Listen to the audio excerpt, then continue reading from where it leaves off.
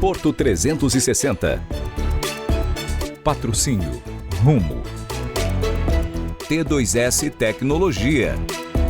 Brasil Terminal Portuário. Eldorado Brasil. Apoio Prefeitura de Santos. Apoio institucional.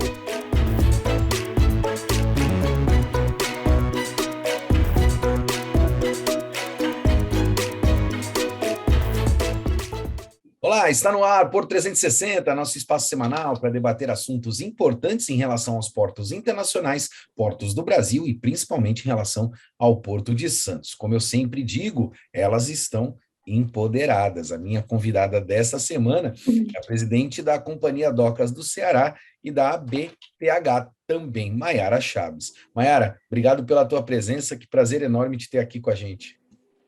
Prazer, Maxwell, falar contigo. Receber um convite para uma entrevista dessa sempre é muito saudoso. Obrigada. Eu que agradeço. Maiara, deixa eu começar te perguntando a respeito da Companhia Docas aí do Ceará, né? Como é que estar à frente, né? Ser o CEO dessa empresa, né? E, consequentemente, também atuar num universo... Eu sempre costumo dizer isso, né? Eu tenho feito várias matérias e percebo aí a inclusão das mulheres, e eu digo sempre isso, né, que elas estão empoderadas, um ambiente completamente masculino, né, a gente sabe disso, o setor portuário sempre teve, né, esse estigma de ser um setor exclusivamente masculino, mas a gente percebe aí uma série de mulheres à frente de uma série de funções importantes. Eu tive já a oportunidade de ver operadoras de empilhadeira, operadoras de terminal tractor, operadoras de portainers, né? E você agora à frente da presidência de um porto aqui do nosso país. Como é para você, né, estar à frente disso?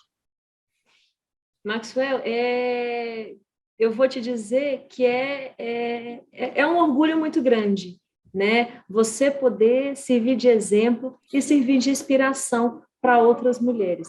Eu acho que meu papel principal aqui, além de funcionário, né, da companhia, além de exercer a minha atividade fim aqui de administração portuária, é ser grande incentivadora de outras mulheres para que elas almejem e desejem esses cargos, né?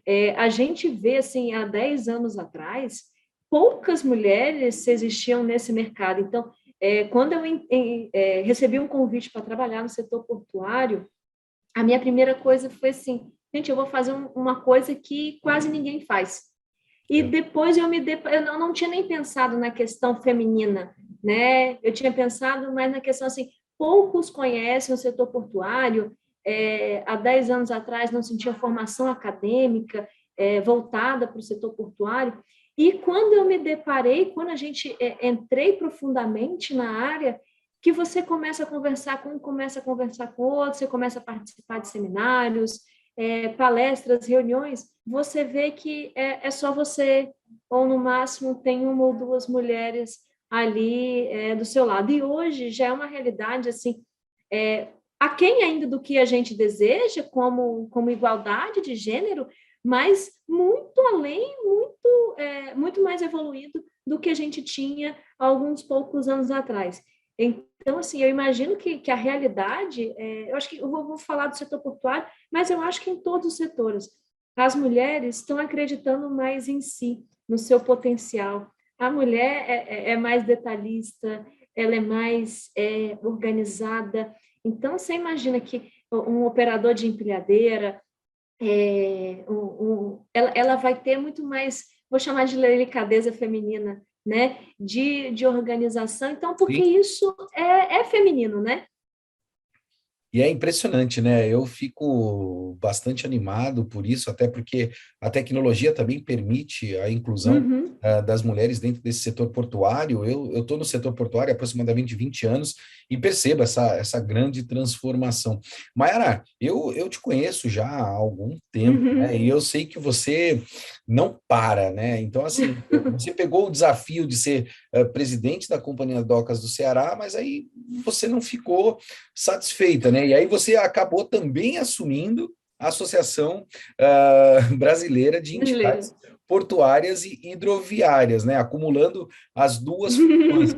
Como é que está o trabalho hoje dentro da Associação Brasileira de Entidades Portuárias e Hidroviárias, né? Porque a gente sabe que o desafio no Brasil, principalmente em relação a esse modal hidroviário, é gigantesco, né? E você capitanear essa transformação, esse processo de mudança, eu acho que é muito desafiador. Em maio do ano passado, assumi essa responsabilidade de presidir a ABEP, a Associação Brasileira das Entidades Portuárias e Hidroviárias. Nós somos em 16 portos públicos, dentre eles companhias docas federais e portos delegados a estados e municípios. E pela primeira vez, uma mulher foi indicada a esse cargo, a assumir esse cargo. Então, assim, são duas responsabilidades muito grandes, de ser a primeira mulher representando a associação e a função de representá-la num momento tão importante do setor portuário, né? A gente tem aí várias discussões em pauta, a gente está num processo de evolução muito grande, a gente tem o assunto do Portos, que é o plano de previdência, que ainda a gente assinou um termo de compromisso do ano passado, mas existem vários assuntos aí atrelados a isso, que a gente tem que fazer alguns desdobramentos. A gente está promovendo, como a ABEP, educação para os nossos conselheiros e diretores, então a gente visa o menor custo para os nossos portos. Então, o que a ABEP está buscando nesse momento? Fazer parceria com instituições de ensino, cursos aí que no mercado tem um valor X, a gente consegue menos da metade o valor. Então, assim, por ser público, a gente tem um compromisso com o dinheiro público também muito grande. Então, a gente busca fazer ações em conjunto, visando otimizar tanto os nossos recursos, quanto melhoria dos nossos processos. Eu acho que em 63 anos de associação, a gente não viu um momento como a gente está vivendo hoje, de interação tão grande entre todos os portos públicos do país.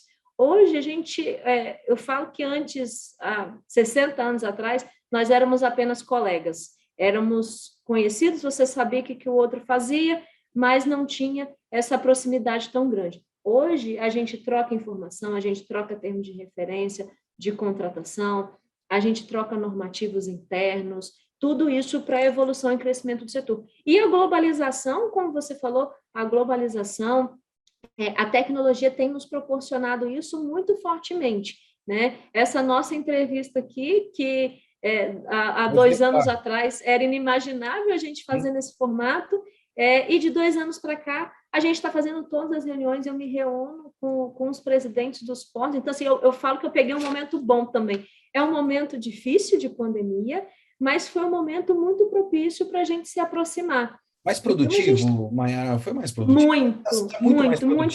Muito mais produtivo. Muito mais produtivo. Raramente a gente se reúne presencialmente. Eu assumi a ABEP em maio de 2020. Agora, em 1º de setembro de 2021, um ano e meio depois, foi a primeira vez que a gente se reuniu presencialmente. Olha como é que é incrível. Sim, e a gente se reúne todos os meses, e foi a primeira vez que a gente se reuniu presencialmente para estar discutindo ali.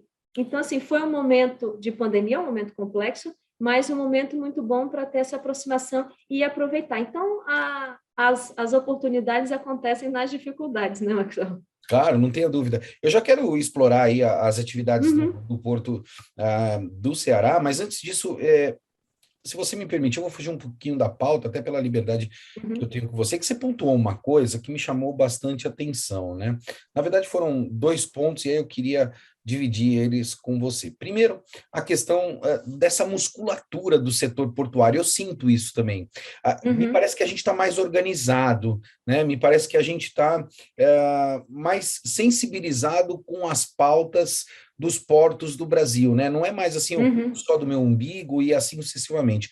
Por que eu te digo isso, né? Porque a gente teve agora, recentemente, a questão da liberação dos cruzeiros, né? E foi um movimento fortíssimo do setor para que esse setor de cruzeiros, né, retomasse as atividades. E não foi uma coisa especificamente ali, vamos dizer, da MSC, da Costa, ou dos terminais, ou seja, eu vi uma série de deputados federais saindo favoráveis, senadores e assim sucessivamente, o que contribuiu para essa liberação da retomada dos navios. E eu acho que isso vai em encontro do que você está dizendo, né, dessa musculatura que a gente tem no setor. E o setor de cruzeiro é um setor extremamente importante. Está tudo voltando, né? O estádio de futebol voltou, já estão discutindo carnaval, quer dizer, por que não retomar os cruzeiros, né? Eu acho que era um pouco fora de propósito não pensar nisso também. E por outro lado, Mayara, quando eu assinei com a Tribuna, né, eu queria a tua reflexão nesses dois pontos, que você falou de capacitação. Quando eu assinei com a Tribuna, eu me recordo que eu, de primeira mão, pensei assim, como é que eu poderia mudar a vida das pessoas? E eu fiz um reality show, né, o primeiro reality show do setor portuário. Nós selecionamos aí no mercado 9 pessoas, nós tivemos aí mais de 8.000 acessos no site da Tribuna. Nós selecionamos 9 pessoas, 3 executivos do setor portuário estabeleceram um problema, né, a BTP, Santos Brasil e a DP World. Então, os 3 executivos colocaram um problema, e os 9 participantes, amparados pelo SEBRAE e pela FGV, trabalharam para resolver o problema. Um grupo foi vencedor, e esse grupo de 3 pessoas, cada uma foi trabalhar em um terminal. E durante esse processo todo que nós fizemos, né, o que eu percebi? Nesta questão da capacitação, a gente está vivendo um mundo muito disruptivo, né? O setor ele tem pressa para crescer e ele não consegue mais esperar a formação de um profissional ao longo de 4 anos, que era aquele modelo antigo que a gente tinha, ou atual, né, das universidades, porque a tecnologia é tão disruptiva que o que se aprende hoje, amanhã já é diferente e assim sucessivamente. Você está olhando para isso também? Essas seriam minhas 2 colocações. Eu, como uma mestranda, que eu faço mestrado também, eu faço mestrado na Universidade de Valência, na Espanha. É outra facilidade que a globalização, a tecnologia proporciona, porque a gente está fazendo o processo, é uma turma só de brasileiros, né? E a gente está fazendo todo o processo de mestrado à distância. Então, é tudo muito dinâmico, e a gente vê que as coisas que acontecem lá rapidamente chegam aqui. A gente está participando nesse momento de um fórum de discussão sobre modelos das autoridades portuárias, né? Como isso evoluiu, como o Brasil tem lidado com as questões de privatização dos portos, como que a gente tem lidado com as questões dos arrendamentos, essa evolução que tem sido tão rápida, né? Eu troquei a roda com o carro andando. Eu aprendi, eu sou engenheira por formação, mas eu entrei no setor portuário e fui aprendendo e fui trabalhando ao mesmo tempo. Eu não tinha experiência em porto e foi isso que me atraiu, né? Entrar no setor que pudesse me proporcionar crescimento profissional e crescimento pessoal. Então, o profissional hoje que entra no setor portuário, dificilmente ele entra com experiência, né? E a gente precisa formar essas pessoas, trazer o conhecimento para dentro de casa. Então, é muito importante, a gente tem vários programas de treinamento, tanto como a BEP como o CDC, a gente está desenvolvendo alguns programas de treinamento para os nossos colaboradores e incentivando cada vez mais os estagiários a buscarem o conhecimento na área, né? Porque, assim, eu falo que o estágio é uma chave que você abre, assim, imensas portas, porque dali você está na universidade, você tem a oportunidade de estar com professores de vários setores, de várias áreas. Aí você chega na sala de aula, você tem colegas que trabalham em vários locais e estão estagiando. Então, assim, é uma oportunidade de network e formação muito grande. E isso tem acelerado o processo. Então, a gente não pode esperar mais um profissional se formar 5 anos de engenharia para poder começar. Eu comecei a estagiar no 2º período da faculdade. Então, ali eu já comecei a me inserir no mercado profissional, né? Há poucos anos atrás, a pessoa se formava, depois da formação ela ia buscar o seu conhecimento profissional. Agora, eu acho que o É mundo imediato, né? O mundo é imediatista, né? é E a gente, imediatista, eu ainda falo, mais agora com a ferramenta da internet na velocidade que está chegando o 5G no Brasil, aí que vai ficar mais, o mais veloz mais ainda rápido essa ainda, mais veloz transformação. ainda, com E eu costumo certeza. dizer que quem quer atuar no setor portuário precisa ser curioso, né? Precisa aprender o dia inteiro. Se não for curioso, não dá para atuar no setor portuário. Eu já vou tocar lá nas operações aí do teu porto, né? Mas antes disso, queria mais uma questão em relação a essa questão da participação das mulheres, né? Você sofre resistência, Mayara, por estar à frente da presidência de um porto, né? Que, como eu disse anteriormente, era um ambiente masculino, né? E a gente percebe que vem mudando ao longo do tempo. Você sofre resistência? Como é que as pessoas te aceitam à frente disso, Uhum. né? Eu fico muito curioso com isso. Há 11 anos atrás, quando eu entrei no setor portuário, eu senti assim um pouco de resistência, talvez não tanto por ser mulher, mas por ser nova, né? Eu iniciei minha carreira no setor portuário já trabalhando na Secretaria de Portos em Brasília, então eu participei de toda a elaboração da MP 595, que gerou a nova lei dos portos. Então, assim, você está inserido nesse meio, sendo mulher e sendo nova, aquele primeiro momento dá um baque nas pessoas. Sim. Né? E depois eu assumi um compromisso de governo de Estado, fui trabalhar no governo do Espírito Santo, eu que sou capixaba, fui trabalhar no governo do Estado e eu era subsecretária de Estado. Então, se as pessoas marcavam uma agenda, quando chegava, estava eu ali, aí tinha... eu falo que é uns 5 minutos que a pessoa fica meio estado de choque, meio com um pouco de restrição, mas eu acho que logo a gente quebra isso com a parte técnica, com o conhecimento, quando a pessoa começa a te conhecer. Dentro do setor portuário, especificamente hoje, eu não tenho restrição nenhuma, participo dos eventos, eu sou tratada de igual para igual com todos os meus colegas, as nossas reuniões com o secretário de pontos, a tratativa é igual com todo mundo. Eu falo que eu tenho uma vantagem, eu sempre sou a primeira a falar. Então, É verdade. o secretário sempre ouve os meus problemas, os meus anseios, os anseios da companhia em primeiro. E por ser presidente da ABEP, acaba que eu falo como ABEP, falo como CBC, e as coisas vão evoluindo. Então, tem suas vantagens também de ser mulher, né?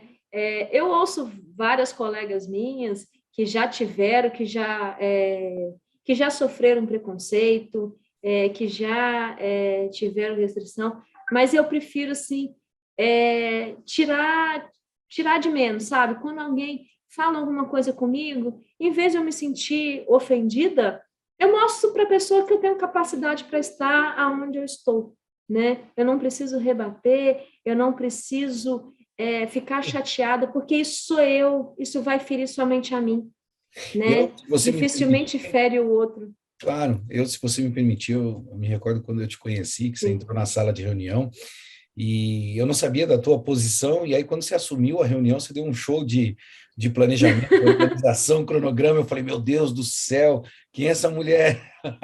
Você dominou a reunião para você, e você merece estar onde você está, com certeza. Obrigada. Eu sei disso porque tive já a oportunidade de trabalhar com você.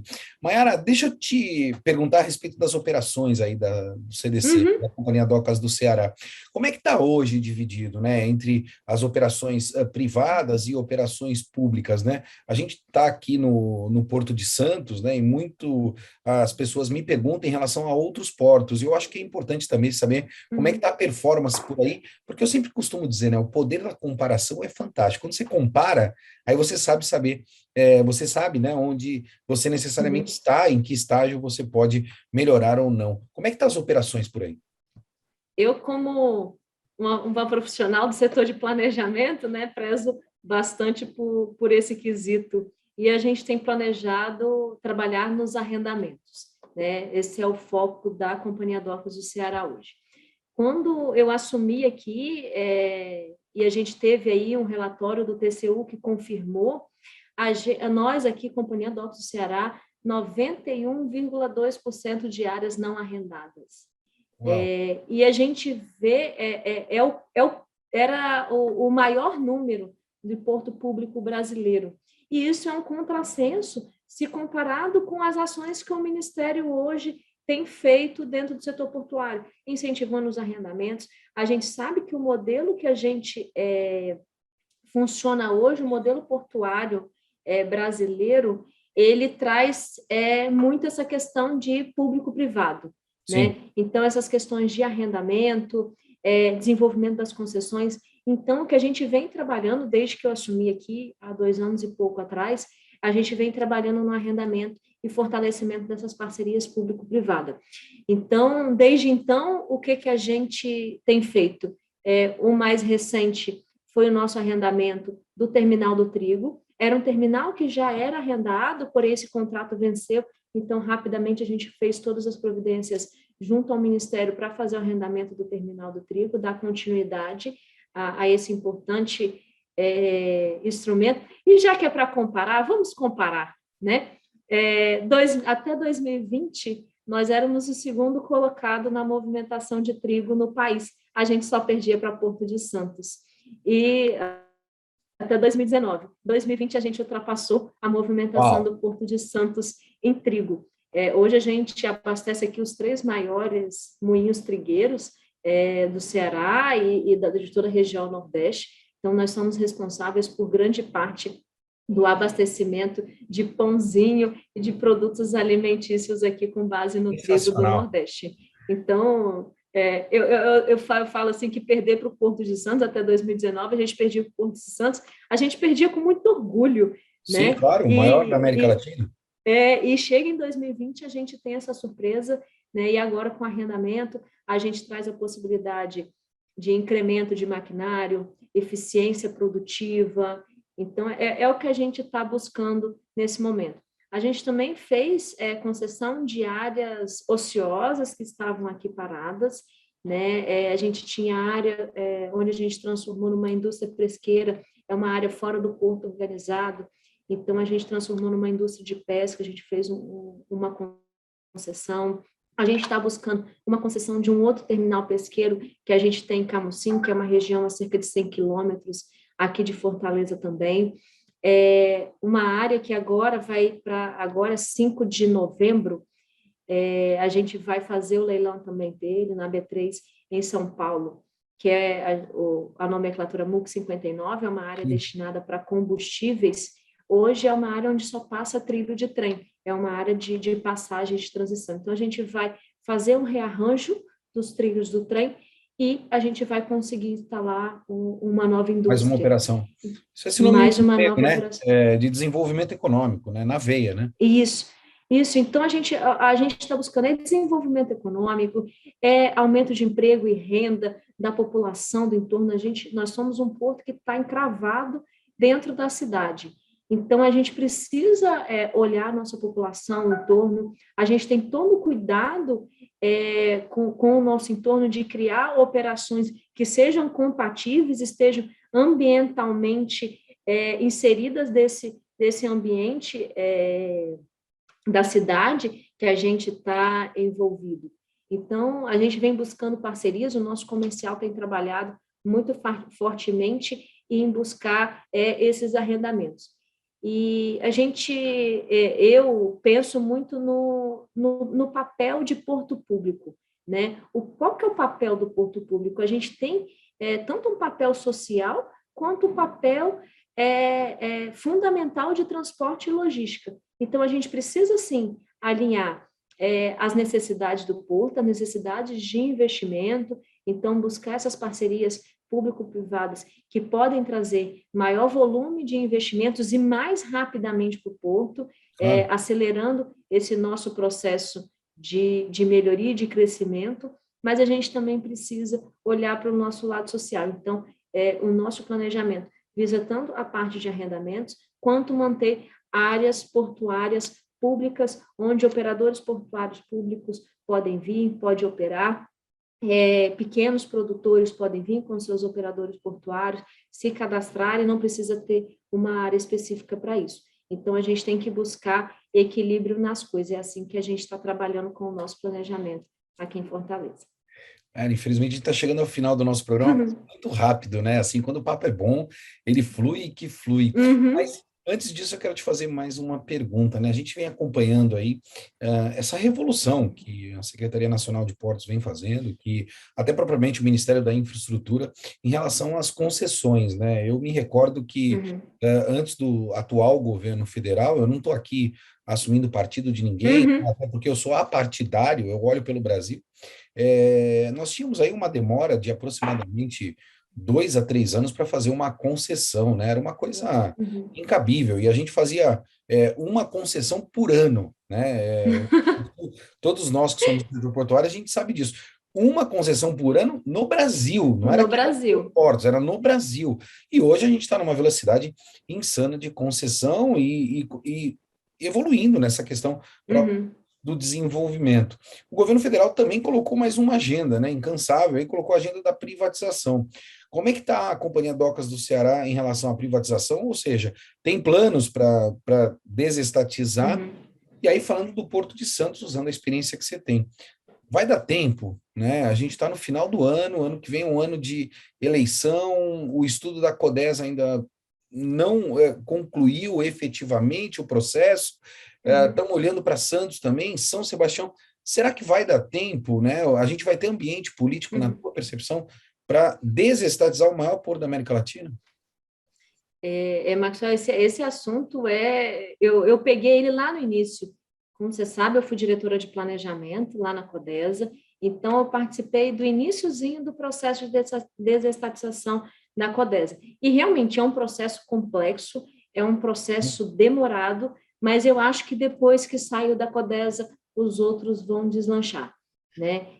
Não tem nenhuma previsão ainda do Porto de Fortaleza entrar dentro desse processo de desestatização, tanto porque dentro desse governo, pelo menos, não haveria tempo. Eu acho que os outros portos vão vir, vai acontecer como está acontecendo agora com os arrendamentos, né? Ficou represado, a gente teve ali um momento inicial de governo de ajuste e quando deslanchou, começou a deslanchar tudo de uma vez. Eu acho que o futuro vai ser esse, mas eu não imagino que seja um futuro tão próximo o quanto a gente imagina. Mas eu penso que assim que sair o da CODES, assim que tiver o projeto concluído e sair o planejamento do governo, que no início do ano que vem, de 2022, seja desestatizado, né? Eu acho que depois vai ser um a cada 6 meses. Uau. Eu imagino, né? Se o governo dando a continuidade, né? O governo posterior dando a continuidade nesse projeto. Mas ainda bem, por enquanto, aqui no Porto de Fortaleza, a gente não entrou nesse processo, não. Mas a gente trabalha para deixar o porto o mais eficiente e o mais rentável possível, sustentável economicamente. Claro, não tenha dúvida. Maiara, deixa eu te agradecer a tua presença aqui, a disponibilidade do teu tempo para bater esse papo com a gente, sempre muito bom, produtivo, você sempre receptiva com a gente aqui no Porto 360, e quero já te convidar, né? Eu quero ter você aqui outras vezes, eu sei que você tem um monte de novidades aí, principalmente do nosso setor, né? Para que a gente possa compartilhar e também alcançar aquilo que você disse. Eu acho que você foi muito feliz, né? Eu acho que esse programa, ele pode proporcionar isso também, né? A gente compartilha a informação, compartilhando, a gente tem o poder da comparação, comparando, a gente ganha mais musculatura para que possamos nos organizar nesse setor que representa 1/3 do PIB nacional. Obrigado, minha amiga. Obrigada, forte abraço. Porto 360 vai ficando por aqui, como você bem sabe, movimentando muito mais que informação. Porto 360. Patrocínio Rumo. T2S Tecnologia. Brasil Terminal Portuário. Eldorado Brasil. Apoio Prefeitura de Santos. Apoio institucional